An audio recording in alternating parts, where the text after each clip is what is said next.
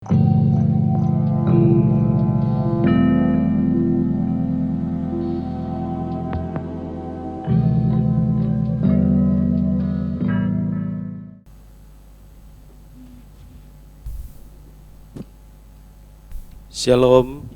dan selamat pagi Bapak, Ibu, Saudara dimanapun berada. Senang sekali kami dapat berjumpa kembali dalam ibadah online. Atas nama Gembala Jemaat dan seluruh staf pengurus mengucapkan selamat bergabung dalam ibadah online channel YouTube GSKI Kebonjeruk. Ketika Bapak Ibu menyaksikan channel ini, jangan lupa untuk subscribe maupun tekan lonceng agar setiap ibadah online yang kami selenggarakan Bapak Ibu mendapatkan notifikasinya. Untuk sementara waktu Bapak Ibu diharapkan untuk tidak makan ataupun minum ataupun nyemil apapun. Kita hormati kehadiran Tuhan. Karena dimanapun kita berada, Tuhan bersama-sama. Sebelum kita memulai ibadah pagi hari ini, saya undang untuk kita bersama-sama berdoa. Segala puji, hormat, syukur kami kembalikan hanya bagi-Mu Tuhan. Terima kasih untuk penyertaan-Mu dalam kehidupan kami, sehingga kami ada sebagai kami ada. Kami mohon pertolongan-Mu, penyertaan-Mu dalam ibadah pagi hari ini dari awal hingga akhir. Kan kami memulainya, kami buka hanya di dalam nama Tuhan Yesus Kristus. Kami sudah berdoa dan mengucap syukur. Haleluya. Amin. Shalom Bapak Ibu, senang saat ini kita kembali berjumpa.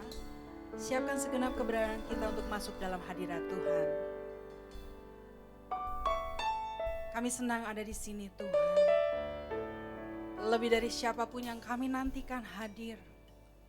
Kiranya Engkau ada bersama dengan kami di ruang-ruang kami. Engkau ada bersamaku di setiap musim hidupku.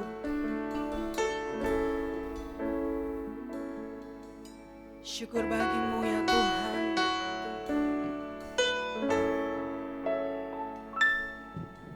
Engkau ada bersamaku di setiap musim hidupku. Tak pernah Kau biarkan ku sendiri.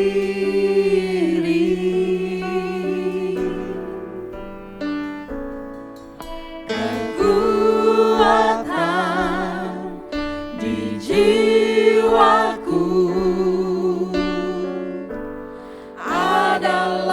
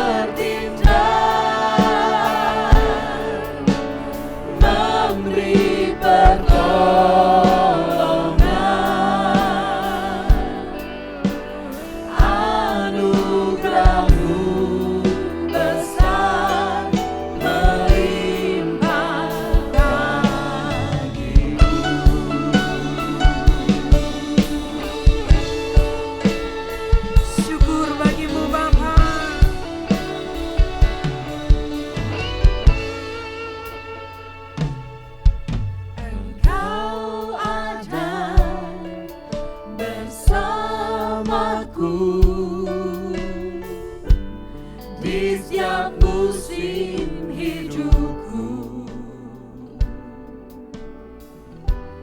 Tak pernah kau biarkan ku sendiri.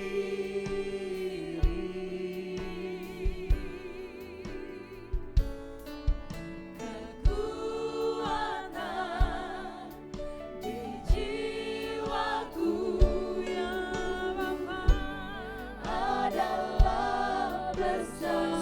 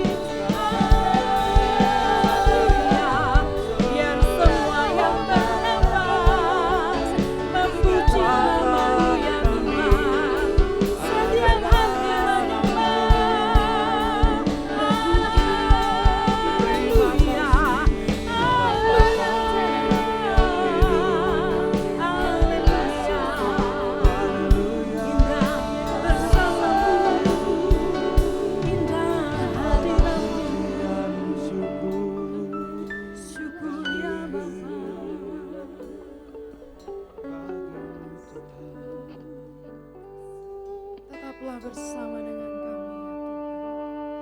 Sungguh kami membutuhkan Engkau. Kami mulai ibadah ini dengan penuh ucapan syukur di dalam nama Tuhan kami Yesus Kristus. Amin.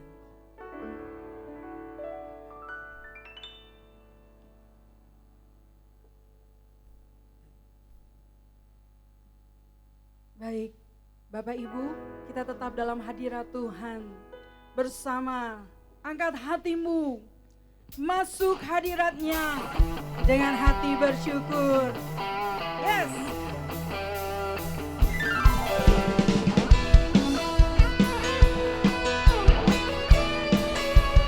Segenap hati bagi Tuhan, amin.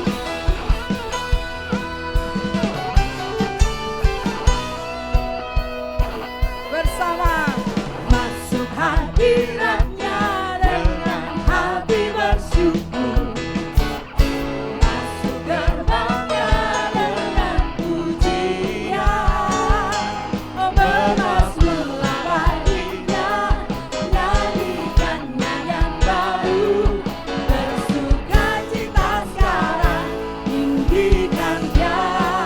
lebih lagi bersama. Masuk hadiratnya dengan hati bersyukur, Yes. masuk gerbangnya pujian, Segenap hati bagimu Tuhan. masuk Haleluya. oh nyanyikan nyanyian baru, bersuka cita sekarang, menyembah Dia. Saat hati bersyukur dan jiwa pun bersuka, hadirat Allah nyata dalam pujian. Saat kami menyembah dan tangan pun terangkat, Tuhan hadir dalam pujian umat-Nya. Haleluya.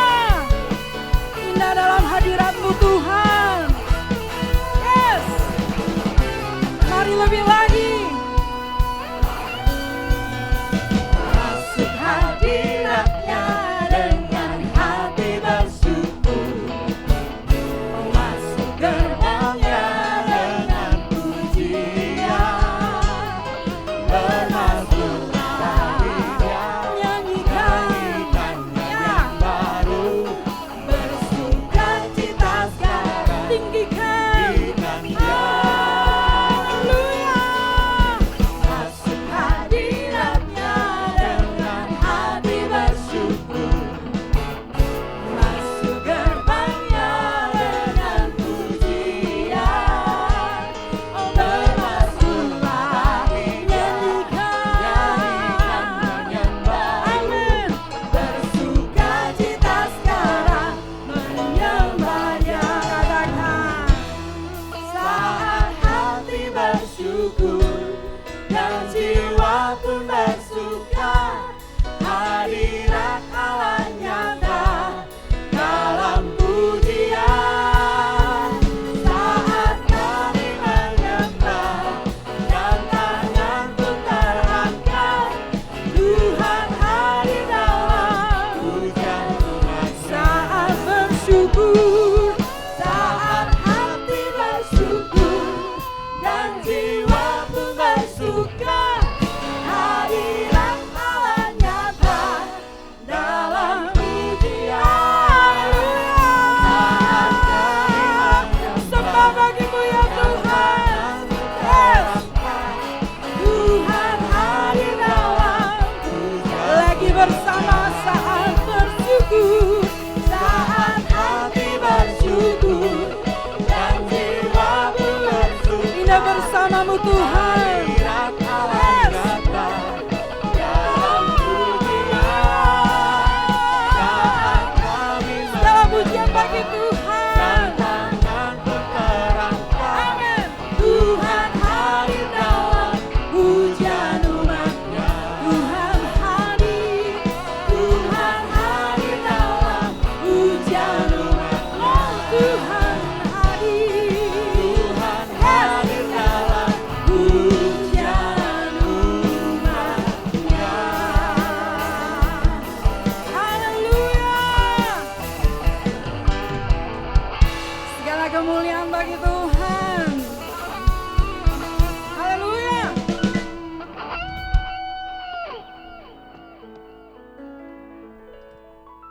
kita tetap berdiri Bapak Ibu. Lebih lagi kita memuji Tuhan. Sebab tiada pernah ku jumpa pribadi yang seperti Dia. Amin.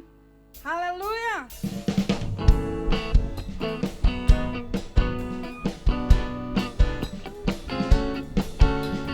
Kami mengagumi Engkau Tuhan.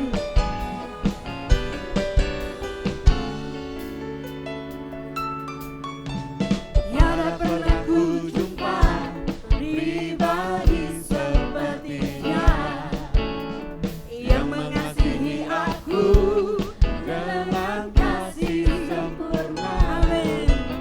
Dan kini hatiku telah menjadi jatuh cinta, jatuh cinta, jatuh cinta padanya. Lagi katakan tiada pernah, oh tiada pernah ku jumpa pribadi seperti Dia yang mengasihi aku dengan kasih sempurna. Kini hatiku telah menjadi jatuh cinta, jatuh cinta, amin, jatuh cinta padanya. Haleluya. Dia mati gantikan diriku. Dia Tuhan juru selamatku. Oh Dia menolong dalam hidupku. Betapa ku bersyukur. Oh indah Engkau ya Tuhan. Mari lebih lagi bersama-sama.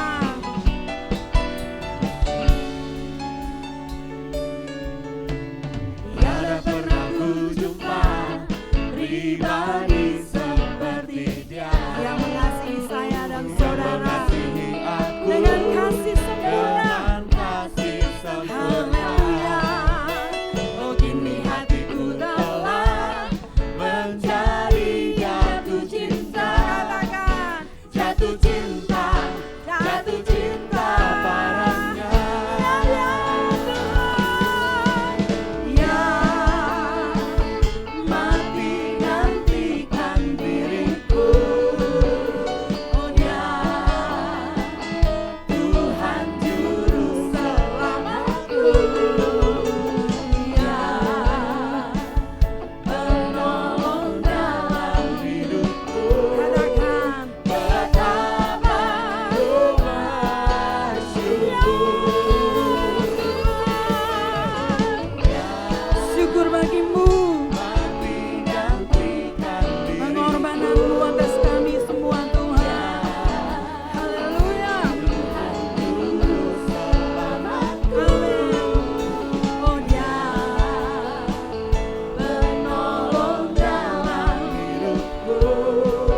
Betapa ku bersyukur. Bersama singer katakan Dia mati gantikan diriku.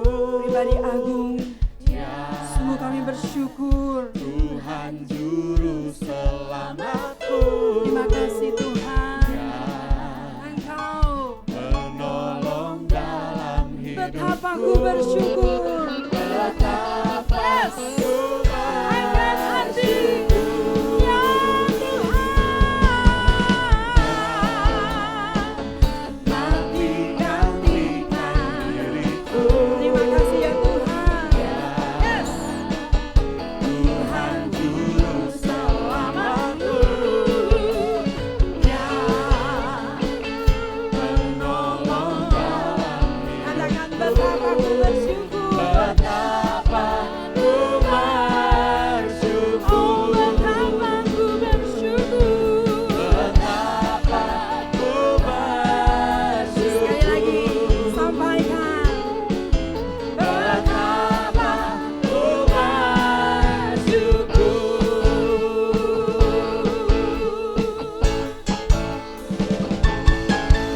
Glory bagi Tuhan. Silakan Silakan duduk kembali Bapak Ibu.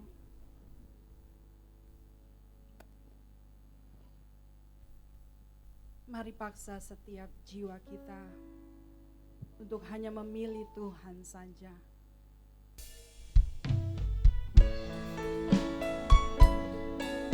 Tolong setiap kami ya Roh Kudus untuk tetap setia pada pilihan kami. Aku memilihmu, Tuhan. Kau segalanya bagiku.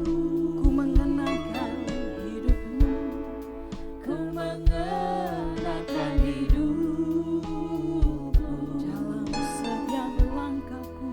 dalam setiap langkahku. Diriku telah kau beli ya Tuhan. Diriku telah kau beli dengan darah yang suci. Hidupku yang sekarang ini bukannya aku lagi,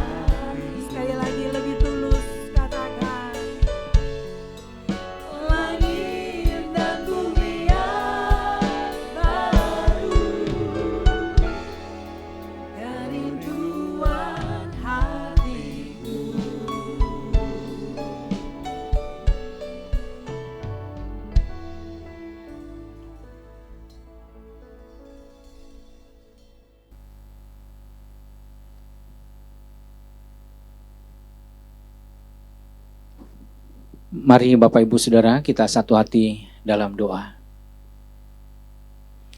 Bapa di surga, kami bersyukur kami sudah menaikkan pujian penyembahan bagi-Mu.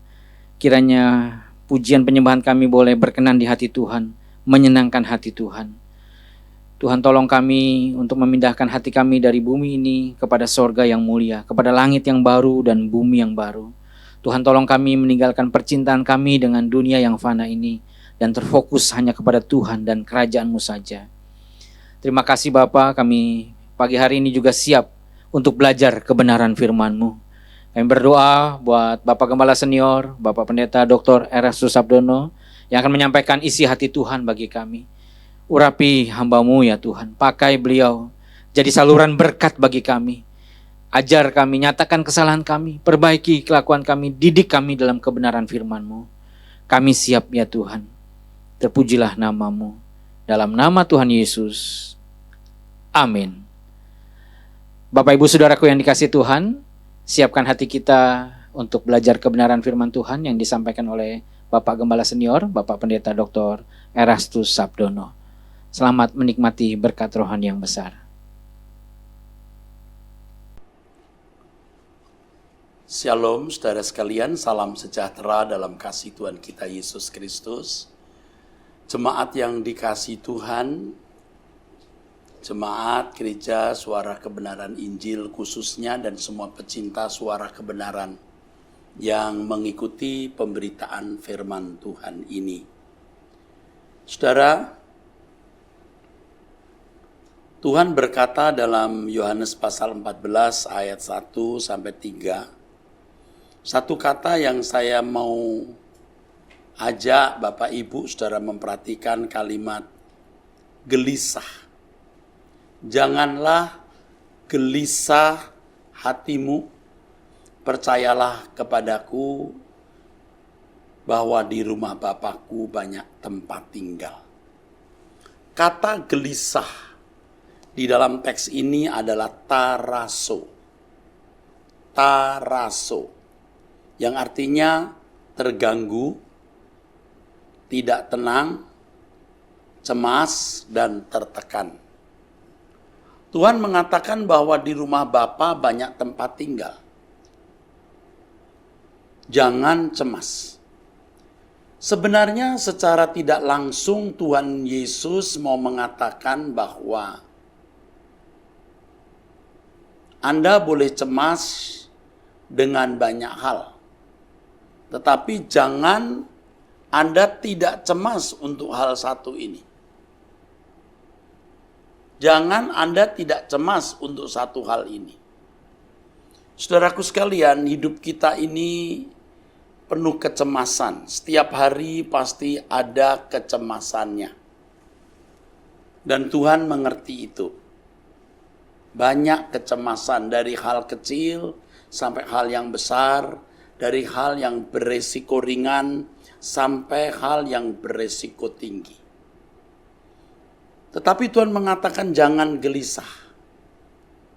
Banyak hal yang membuat kita gelisah. Dari hal kecil sampai hal besar, dari hal yang beresiko kecil sampai hal yang beresiko besar. Jangan gelisah. Tetapi kamu harus gelisah mengenai kekekalan. Dan mungkin saudara berkata, Pak Eras, Bapak itu dari dulu sudah bicara terus mengenai langit baru, bumi baru, LB3, kekekalan, kematian. Kok nggak habis-habis ya Pak? Enggak. Saya tahu kapan saya berhenti berbicara. Sebab kenyataan yang saya lihat dari naluri yang saya miliki, dari beban yang ada dalam hati saya, saudara belum move on. Saudara belum memindahkan hati saudara untuk hal ini. Yesus berkata, di mana ada hartamu, di situ hatimu berada. Matius 6 ayat 21. Tapi saudara belum memindahkan. Dan selama saudara tidak memindahkan fokus hidup saudara, maka saudara tidak akan pernah menjadi rohani. saudara tidak akan pernah bisa bertumbuh di dalam Tuhan. Dan ini menjadi masalahnya. Karena banyak kegelisahan-kegelisahan hidup yang menenggelamkan kita, mencuri perhatian kita, lalu tanpa kita sadari membangun selera jiwa. Itu liciknya kuasa gelap, saudara. Saya ini manusia seperti saudara, dengan gejala-gejala jiwa yang tidak beda-beda jauh, atau bisa benar-benar sama. Saya dan saudara ada di lingkungan yang tidak jauh beda di negara Indonesia dengan lingkungan yang tidak jauh beda atau bisa benar-benar sama. Jadi saya juga bisa mengerti diri saya. Saya berkhotbah juga berdasarkan bukan hanya apa yang saya dengar dan saya lihat, tapi juga yang saya alami. Bagaimana ketika saya belum memindahkan hati saya di kerajaan surga dengan sungguh-sungguh. Walaupun saya seorang dosen sekolah tinggi teologi, walaupun saya adalah seorang pendeta, walaupun saya adalah seorang pimpinan dalam kelompok para pendeta, memiliki jabatan yang cukup terhormat di sinode, tetapi saya tidak mengalami pertumbuhan rohani yang berarti. Bagaimana saya bisa menilai bahwa saya tidak memiliki pertumbuhan rohani yang benar? Saudara, tentu saya bisa membedakan antara saya Erastus hari ini dengan Erastus 20 tahun yang lalu, 15 tahun yang lalu, 10 tahun yang lalu, 5 tahun yang lalu, 3 tahun yang lalu, 2 tahun yang lalu, setahun yang lalu, dan Erastus hari ini. Dan ternyata memang susah dijelaskan kepada orang yang tidak mengalaminya. Jadi ketika saya belum sungguh-sungguh memindahkan hati saya di sorga, ibarat air itu butek. Saya tidak jernih melihat hidup saya sendiri. Ya, hari ini bukan berarti sudah jernih 100%. Ya, tentu saja belum ya. Tapi jauh kita lebih mengenal diri kita. Ya, kemunafikan kita yang kecil, yang terselubung, ketidaktulusan, kebencian, dendam-dendam yang terselubung, tersimpan, mengendap di dalam hati, itu tidak kita kenali dengan baik. Tentu secara teori kita berkata, oh saya tidak dendam, oh saya mengampuni. Tetapi sebenarnya masih keruh. Keinginan kita untuk memiliki sejumlah uang, dan merasa tenang dengan backup uang, dengan aset yang masih dimiliki. Lalu kadang-kadang kita menghitung kira-kira berapa ya aset hidup saya secara materi.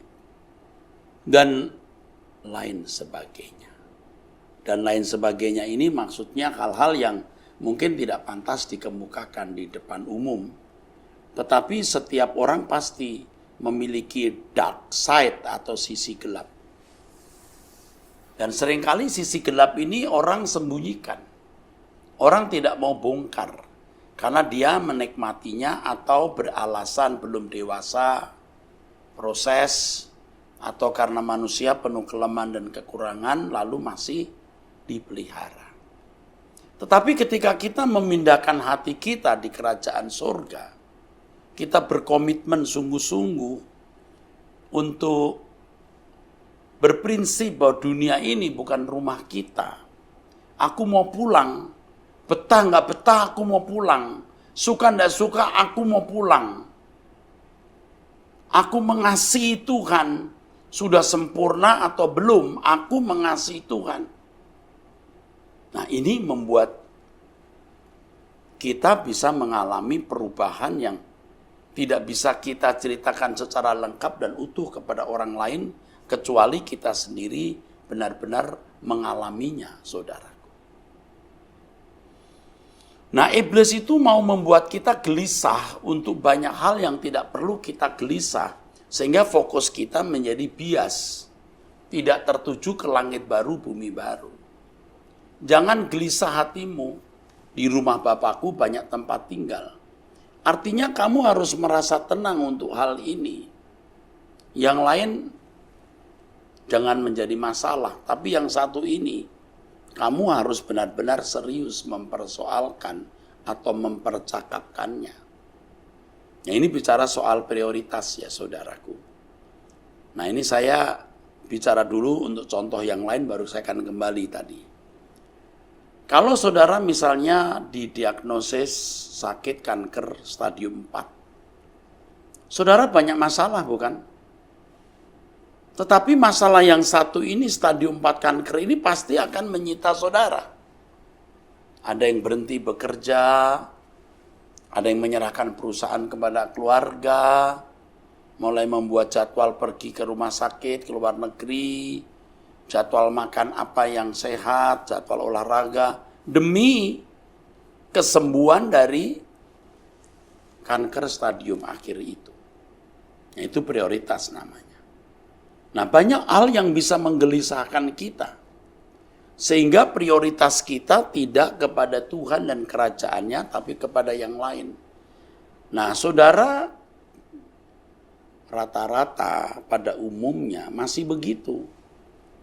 Kok Pak Eras tahu? Ya, tadi sudah saya katakan saya punya naluri, saudara. Kan kalau ibarat membuat skripsi itu ada yang namanya objek penelitian. Ya, ada angket secara random. Saya kan jumpai orang-orang di sekitar saya, baik itu aktivis maupun jemaat.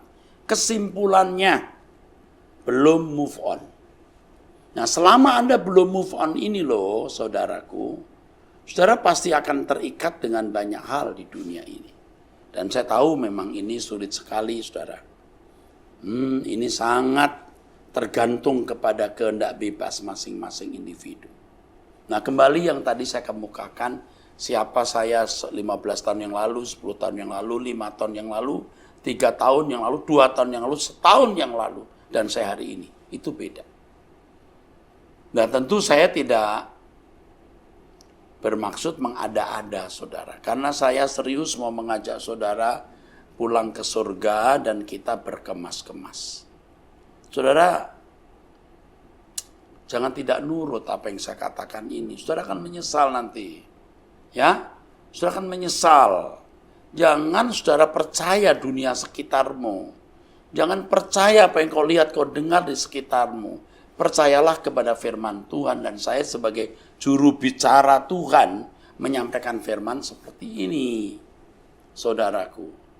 Ya, nah karena kita belum move on, hati kita belum kita pindahkan ke surga, tidak ada komitmen yang sungguh bahwa rumahku di surga, aku memindahkan hati di surga, aku mengasihi Tuhan walaupun aku belum sempurna, Dia yang paling kucintai lebih dari segalanya. Karena saudara belum move on inilah saudara, maka jadi keruh. Kekurangan-kekurangan, kelemahan, dosa-dosa kita itu banyak yang tertutupi. Ada di bawah tumpukan-tumpukan banyak sampah-sampah di dalam jiwa kita, saudaraku. Itu masalahnya. Dan ini akan menjadikan saudara, ya, jiwa saudara itu sakit. Jiwa saudara sakit dan Anda tidak memiliki dan tidak mengalami kesembuhan. Ini membuat Anda sakit, tidak memiliki dan tidak mengalami kesembuhan, saudara. Ini masalahnya.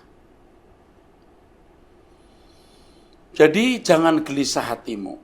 Percayalah, di rumah Bapakku ada banyak tempat tinggal. Ya, ingat apa yang saya katakan, talaso tadi.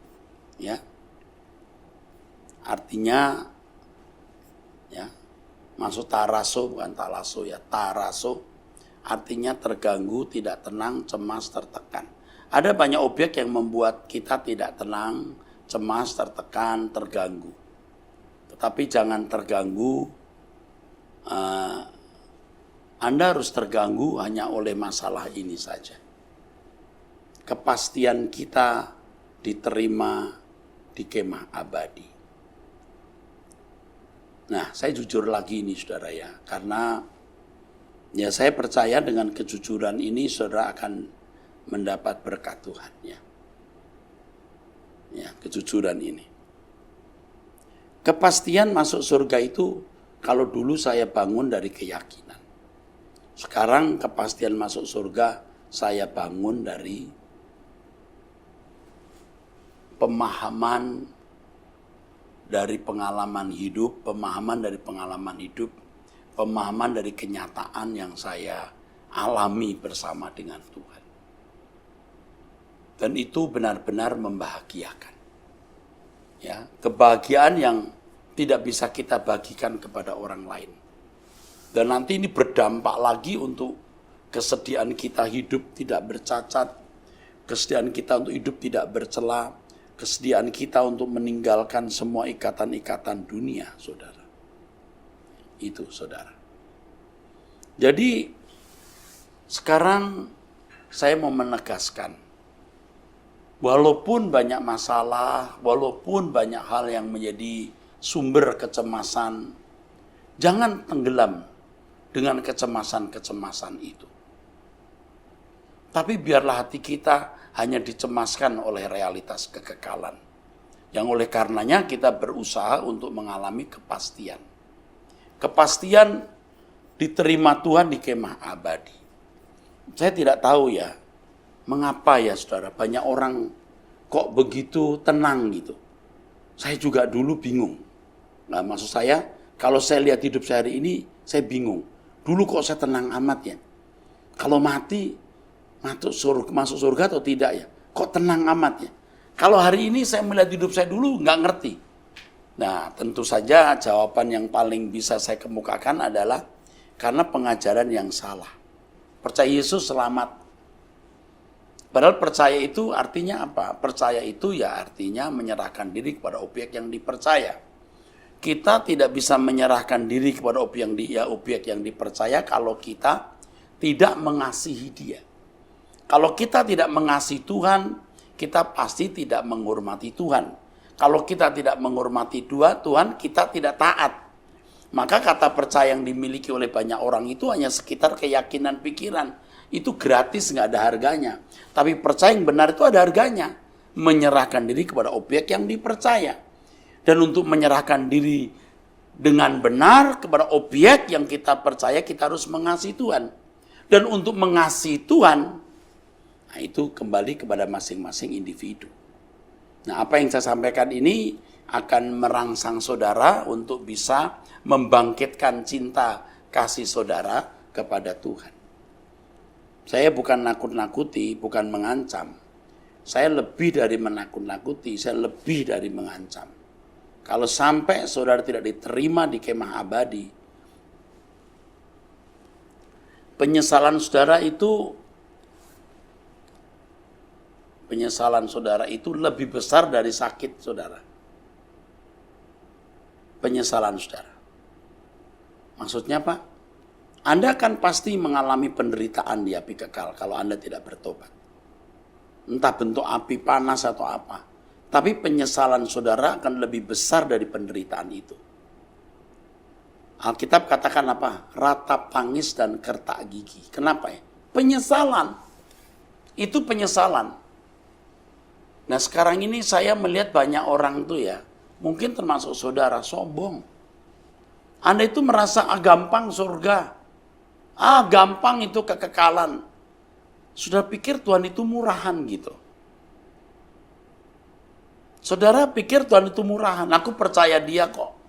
Percaya Anda belum benar. Karena Anda menganggap ini gampang, murahan, maka kecemasan Anda pindahkan kepada banyak hal. Kalau kecemasan saya ganti ke kekhawatiran atau ketakutan, ketakutan saudara pindahkan untuk hal yang lain. Bukan takut ditolak oleh Allah, bukan khawatir ditolak oleh Allah, tapi khawatir cemas untuk yang lain. Kalau untuk Tuhan mah gampang, sudah dia pasti terima kok. Dia pasti tidak menolak. Anda anggap murahan dan gampang. Aduh saudara, jangankan saudara, saya sekarang saja masih ada kegentaran itu. Tapi saya bersyukur, ya, makin membenahi diri, makin bersih, ya. Ibarat air itu makin jernih gitu ya. Makin jernih ya. Di satu tingkat tertentu saya udah kena tahu, saya bersih nih. Tapi nanti kalau Tuhan bawa saya masuk dalam lagi, wow, masih ada kotoran mungkin, bersihkan lagi. Udah bersih, turun lagi, wow, masih ada. Diobok-obok begitu itu masih keluar. Nah, sampai tingkat tertentu saya tahu di mana kekurangan kelemahan saya. Saya harus tahu kelemahan kekurangan saya harus tahu dan saya menanggulanginya. Nah, ini yang kita takutkan. Bagaimana aku berkenan kepadanya seperti yang dikatakan Paulus dalam 2 Korintus 5 ayat 9 dan 10. Aku berusaha baik aku diam dalam tubuh ini maupun di luarnya supaya berkenan. Anda tahu nggak di balik itu ada kecemasan? Oh, nggak ditulis? Oh, enggak. Tapi itu ada kecemasan, ada ketakutan yang positif. Maka ia berusaha untuk berkenan. Sama seperti kalau seorang anak, dia tidak peduli lulus atau nggak lulus sekolah. Dia nggak belajar. Tapi kalau ada anak sampai giat begitu rupa, itu karena dia takut tidak naik kelas. Orang tuanya mengajak makan bersama, ya. Orang tuanya mengajak makan bersama. Ayo, Fit, kita makan. Itu tantemu dari Surabaya datang. Enggak, Mam, aku udah ikut. Ayolah. Oh, mamamu, tantemu enggak tiap hari datang kok. Mam, besok aku ulangan. Loh, aku kan lihat kamu udah belajar kemarin. Aku enggak siap betul loh, Mam. Ya masih 75-80% lah siapnya. Cukup lah itu. Wah, enggak mau, Mam. Aku enggak mau kalau enggak dapat nilai bagus. Wah, kamu itu kok takut sih kamu? Ulangan juga bisa tiap hari kan? Atau tiap kali. Mam, ini mempengaruhi nilai akumulasi atau nilai keseluruhan nanti, Mam. Tuh, 1 kali dari 4 kali, 3 kali ulangan dia takut.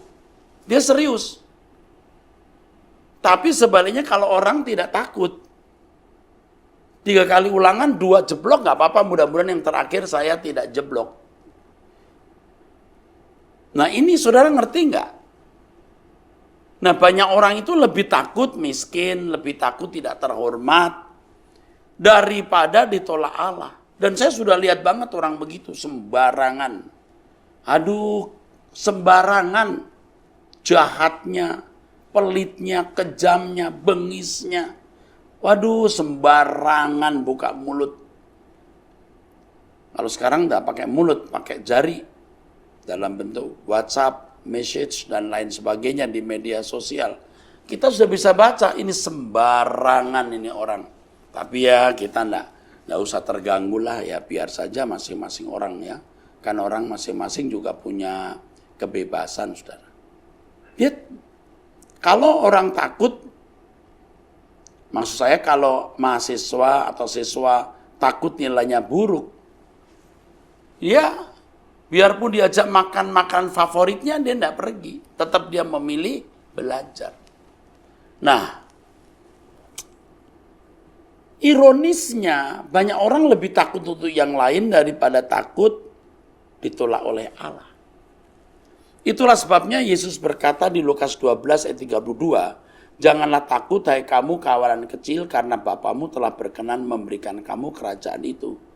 Jangan takut hai kawanan kecil. Nah, ini di balik ini juga Tuhan juga mau mengatakan bahwa untuk yang lain tidak perlu takut, tapi untuk yang satu ini kamu harus takut.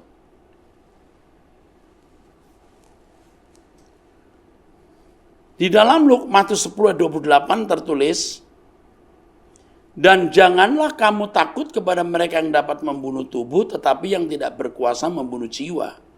Takutlah terutama kepada Dia yang berkuasa membinasakan baik jiwa maupun tubuh di dalam neraka. Lukas 12 ayat 4 sama. Aku berkata kepadamu, hai sahabat-sahabatku, janganlah kamu takut terhadap mereka yang dapat membunuh tubuh dan kemudian tidak dapat berbuat apa-apa lagi.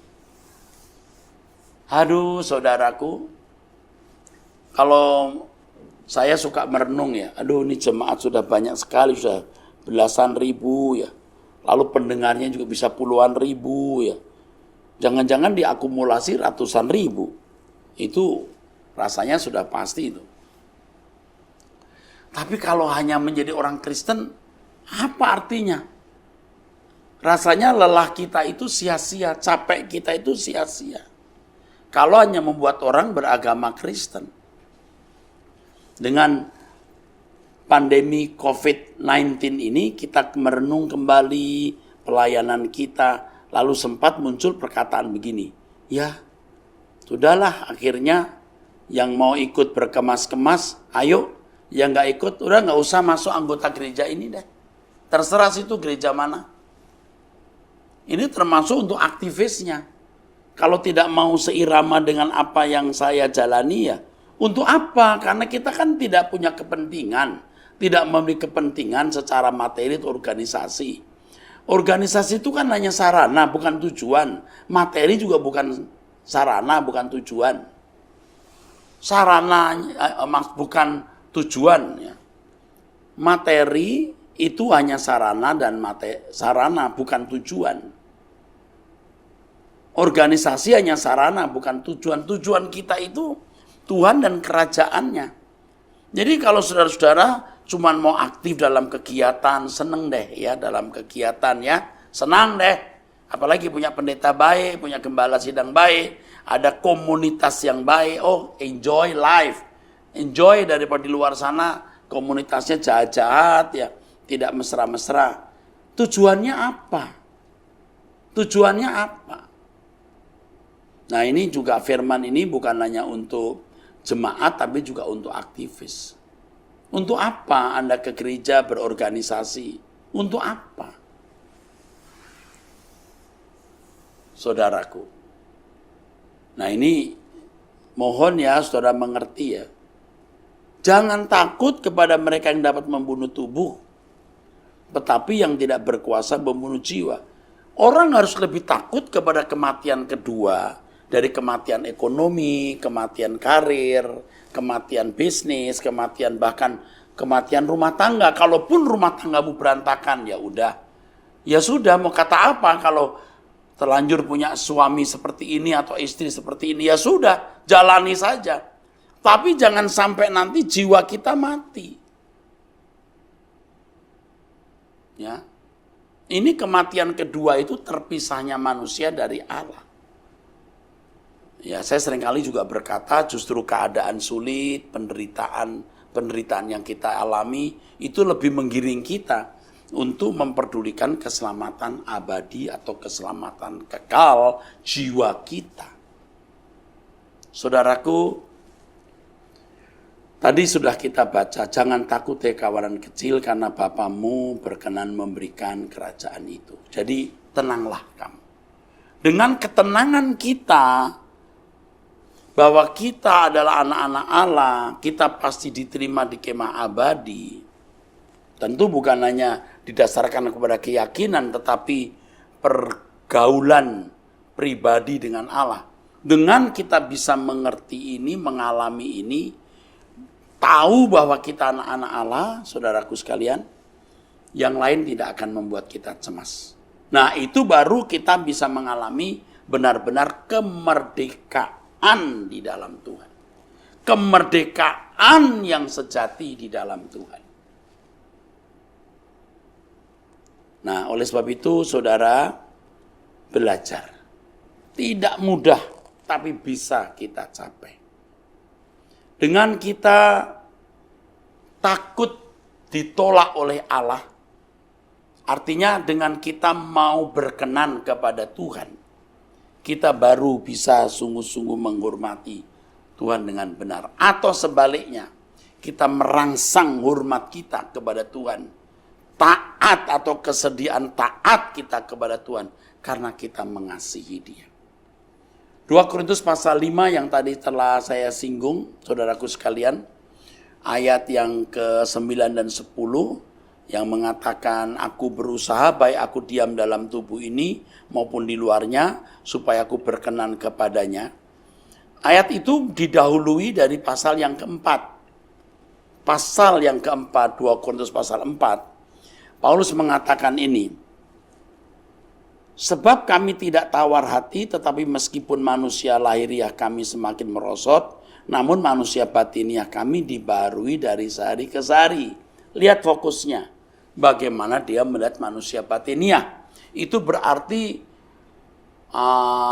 akuarium jiwa kita itu jernih. Ya, dia lebih memperhatikan manusia batiniah. Lalu, sebab penderitaan ringan yang sekarang ini mengerjakan bagi kami kemuliaan kekal yang melebihi segala-galanya, jauh lebih besar daripada penderitaan kami. Ya. Lalu ayat berikutnya, sebab kami tidak memperhatikan yang kelihatan, melainkan yang tak kelihatan, karena yang kelihatan adalah sementara, sedangkan yang tak kelihatan adalah kekal. Lihat, manusia batiniah pasti terkait dengan pengharapan kekekalan kita.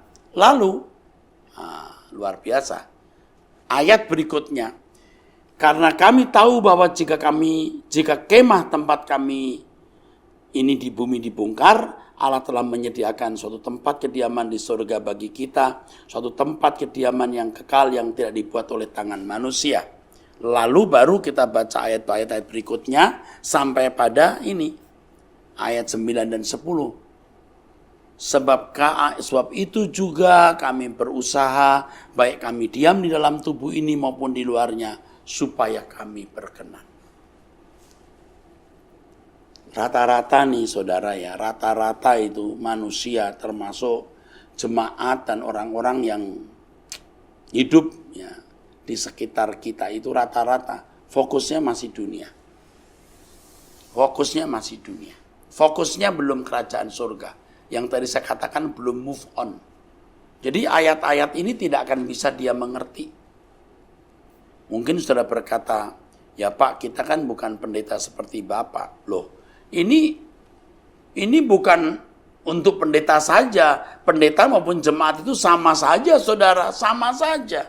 Hanya panggilannya beda. Yang satu jadi pedagang, yang satu jadi praktisi hukum, tenaga pendidikan atau medis, yang satu jadi pendeta atau aktivis gereja. Nah, saya melihat banyak orang itu sebenarnya belum move on itu. Kelihatan sekali.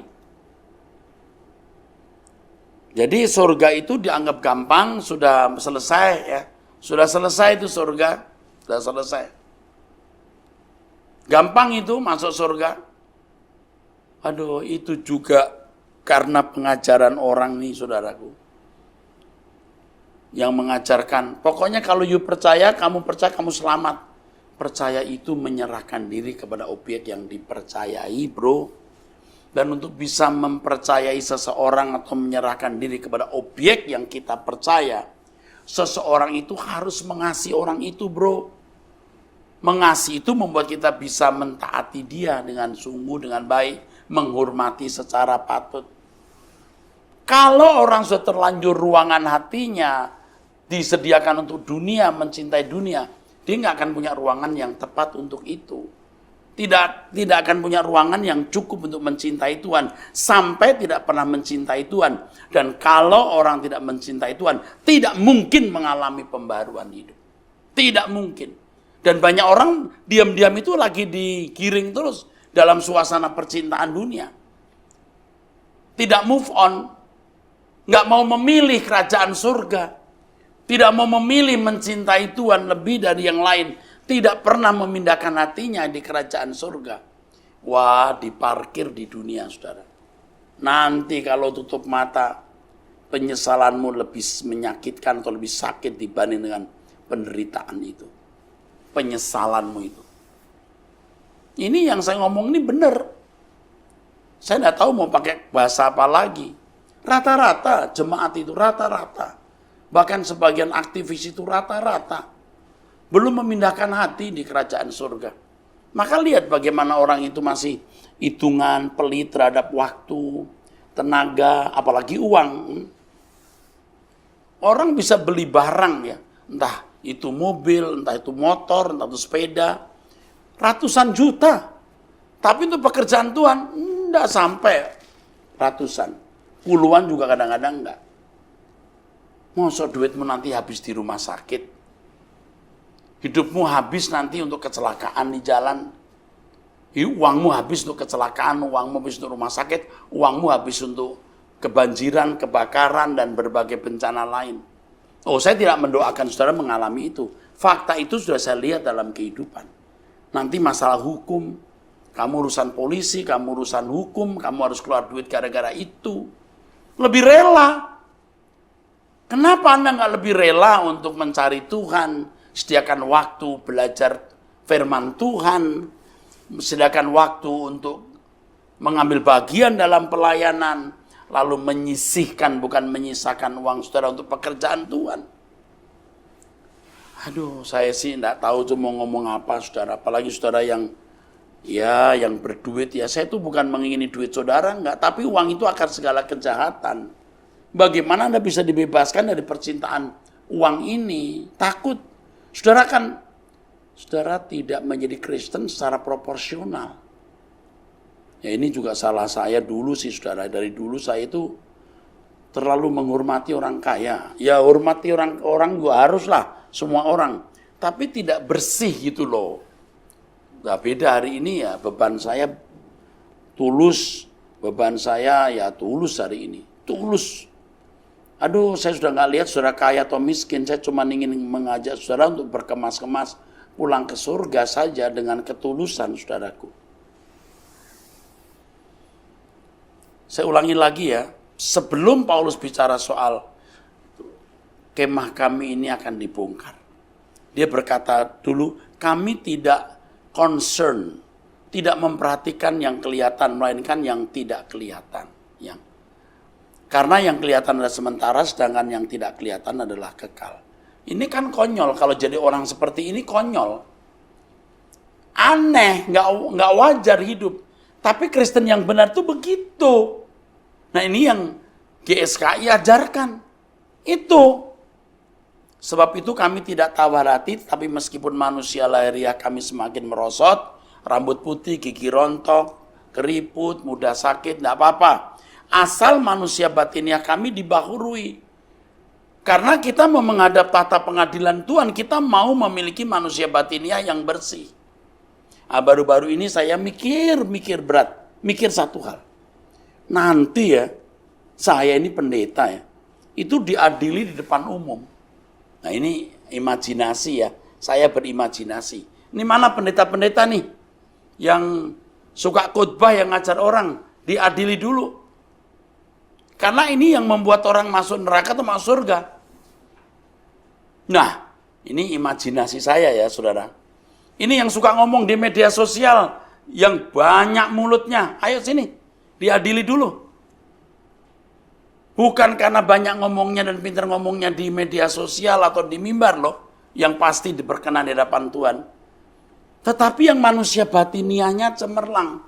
Dan saya memeriksa manusia batiniah saya. Bagaimana ini? Saya ini sudah kumpul dengan banyak pendeta, bahkan guru atau dosen-dosen pendeta. Saya tuh menemukan kok mereka tuh nggak takut di pengadilan. Nggak takut. Nggak takut. Kok tahu Pak? Ya nggak takut. Di belakang ngomongi rektornya.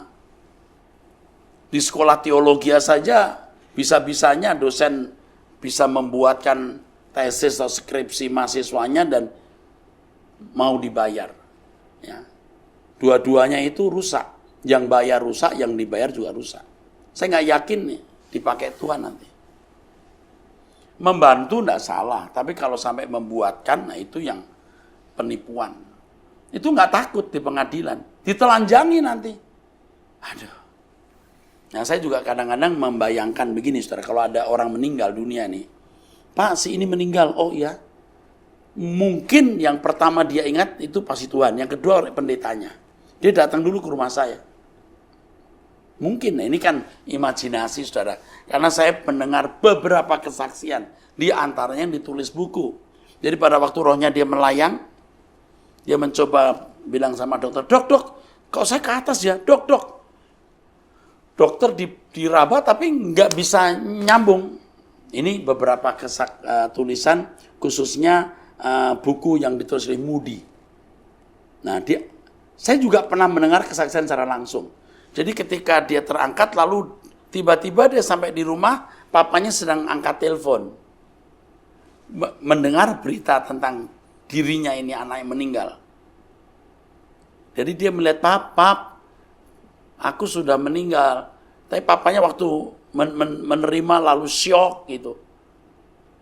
Nah, dia ceritakan itu. Mungkin yang diingat itu papanya dulu. Nah, siapa tahu pada waktu orang meninggal yang diingat itu pasti keluarganya lalu gembalanya.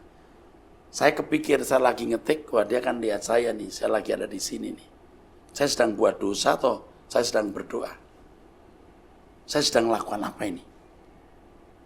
Dia pasti melihat gembalanya nih. Aku buat apa? Itu membuat saya, walaupun imajinasi, membuat saya takut. Takut bikin salah. Dan kasak kusuk. Dia meninggal nih, kita kusuk-kusuk. Ya yang meninggal ini, ini orang sebenarnya kurang ajar loh, baba. Dia dengar loh. Apa sih pengaruhnya Pak? Nggak ada sih. Tapi saya nggak mau bikin salah. Apalagi mata Tuhan yang selalu melihat. Manusia batiniah kita akan diberhadapkan kepada penghakiman. Makanya kita rela menderita demi kemuliaan kekal nanti, saudaraku. Kalau saya melihat orang-orang yang sudah lama jadi orang kaya, penampilannya begitu agung, tasnya bagus, arlojinya mahal, mobilnya mewah. Saya berpikir tragis. Saya mengatakan begini, aku sudah tidak bisa menjelaskan kepadamu. Wahai, betapa baiknya kalau kau mengerti apa yang berguna bagi damai sejahteramu. Tapi sekarang kamu tidak mengerti. Udah. Ya saya ramah-ramah saja, apa kabar Pak? Bagaimana? Aduh hebat ya sekarang perusahaannya. Tambah berapa cabangnya? Oh banyak ya. Tapi sekarang saya nggak mau begitu. Oh apa kabar? Nah nggak mau nanya perusahaannya. Oh Pak saya dengar punya pesawat pribadi. Oh enggak mau. Oh dulu saya dengar punya ini ya.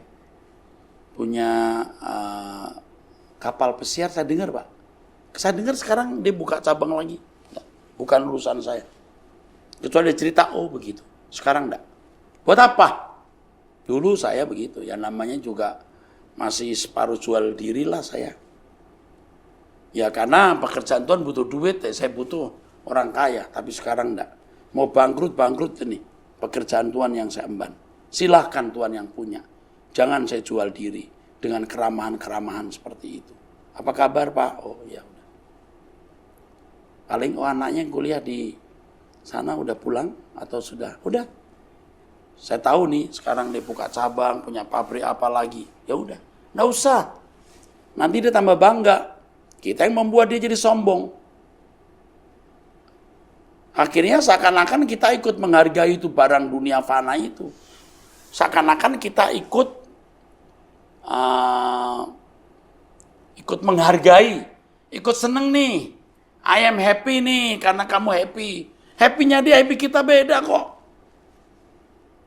Pokoknya nggak ada kompromi lagi. You mau masuk surga berkemas-kemas. You mau masuk surga berkemas-kemas. You nggak mau, you bukan bagian saya. You are not part of my life.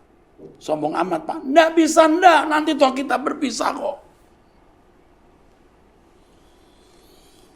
Saya minta jemaat sadar ya. Dengan pesan ini. Anda jangan sombong. Uang itu nggak ada artinya. Jika Anda menghadap Tuhan. Hari ini uang berarti kalau Anda gunakan untuk kemuliaan Tuhan. Membalas kebaikan orang tua, Anda tidak menjadi beban bagi orang lain, menolong keluarga besar, masyarakat sekitarmu, dan ikut mengambil bagian dalam pekerjaan Tuhan. Jangan uangmu habis di rumah sakit, kecelakaan, urusan polisi, urusan jaksa, hakim, atau kebakaran, atau kebanjiran, atau bencana lain. Ingat ini. Oke? Saya kira cukup ya saudaraku.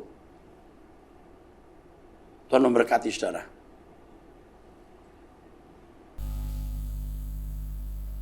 Kita akan akhiri ibadah kita pada pagi hari ini. Katakan bersama, indahnya gemerlap dunia.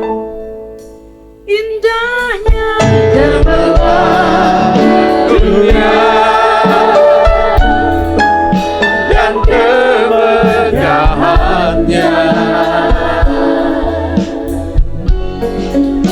rela ku tinggalkan dan aku lepaskan, aku ingini lagi.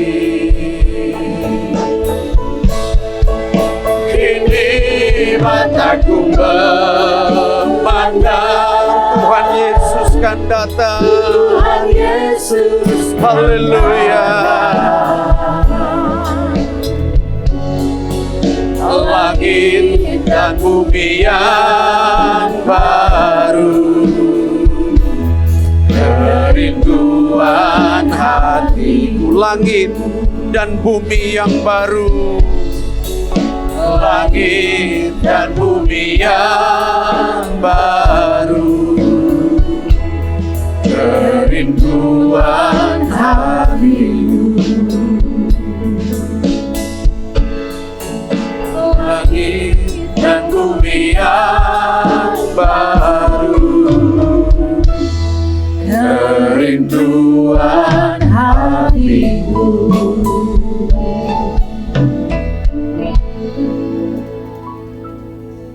Makasih Tuhan untuk kesempatan siang hari ini. Engkau masih pertemukan kami dalam persekutuan lewat ibadah online yang kami selenggarakan Tuhan.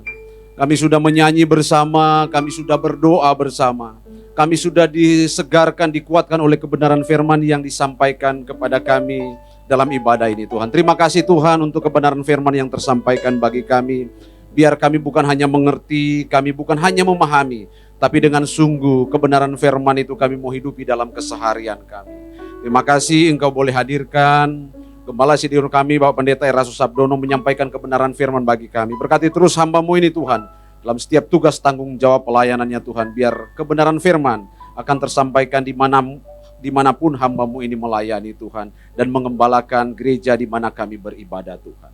Terima kasih Tuhan, terima kasih untuk kesempatan ini kami berdoa juga Tuhan. Untuk anak-anak-Mu yang mengambil bagian dalam pelayanan ini Tuhan, berkati kami semua Tuhan. Biar lebih hari Tuhan, makin hari kami makin memberi diri untuk dengan sungguh melayani-Mu dimanapun Engkau percayakan kami melayani Tuhan. Kami serahkan dalam tangan-Mu yang penuh kasih untuk gembala sidang kami di tempat ini, Bapak Pendeta Timotius Tan. Tuhan berkati terus hamba-Mu ini dalam kepercayaan pelayanan yang Kau berikan untuk mengembalakan gereja di mana kami beribadah Tuhan. Kami serahkan jemaat Tuhan dimanapun mereka berada, di rumah mereka masing-masing saat ini yang mengikuti ibadah ini Tuhan. Tolong berkati mereka semua Tuhan. Jamah kami semua Tuhan dengan kuasa-Mu.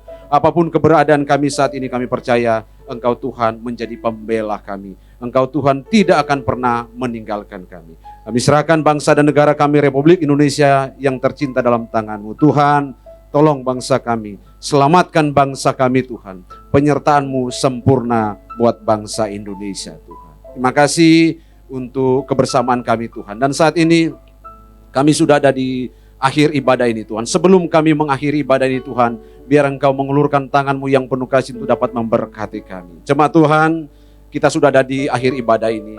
Sebelum kita mengakhiri bersama-sama ibadah ini, mari arahkan hati dan pikiran kita kepada Tuhan. Kita mau terima berkat-Nya.